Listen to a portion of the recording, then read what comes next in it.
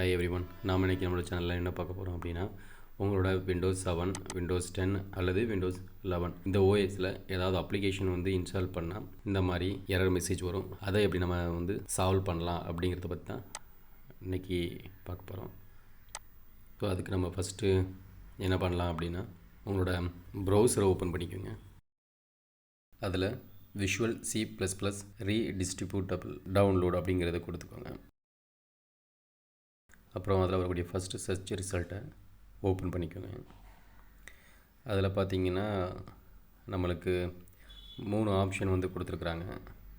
ARM64, X86, X64ன்னு சொல்லிட்டு அந்த 3ல் நம்மளோட கம்ப்யூட்டர் என்ன டைப் ஆஃப் ஓஎஸ் இன்ஸ்டால் ஆகிருக்குங்கிறது பார்த்துக்கலாம். ஸோ அதுக்கு என்ன பண்ணணும் அப்படின்னா, நம்மளோட மை கம்ப்யூட்டர் ரைட் கிளிக் பண்ணி ப்ராப்பர்ட்டிஸ் போகிறோம் அப்படின்னா நம்மளுக்கு அதில் சிஸ்டம் டைப் அப்படிங்கிறது இருக்குது பார்த்தீங்களா. அதில் எனக்கு 64 பிட் ஆப்ரேட்டிங் சிஸ்டம்னு சொல்லிட்டு இருக்குது. ஸோ உங்களோட ஆப்ரேட்டிங் சிஸ்டம் என்ன அப்படிங்கிறது இதே போல் இருக்கும். 86 or 64 அப்படிங்கிறது இருக்கும்.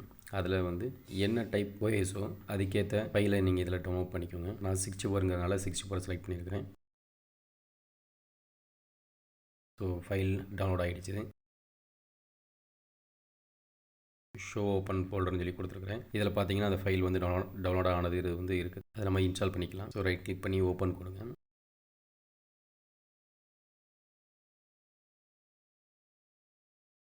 அதில் இன்ஸ்டால் செலக்ட் பண்ணிக்கோங்க. கொஞ்சம் டைம் எடுக்கும்.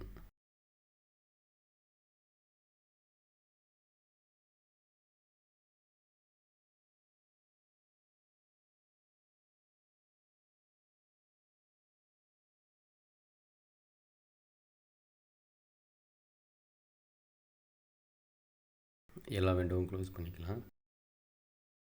பார்த்தீங்கன்னா இன்ஸ்டால் ஆகிட்டே இருக்குது.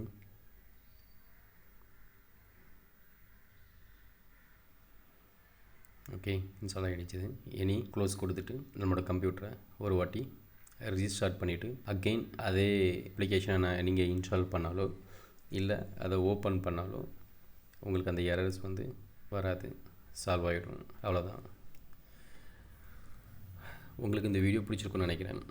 இந்த வீடியோ உங்களுக்கு பிடிச்சிருந்ததுன்னா லைக் பண்ணுங்கள், ஷேர் பண்ணுங்கள், கூடவே என்னோடய சேனலை சப்ஸ்கிரைப் பண்ணுங்கள்.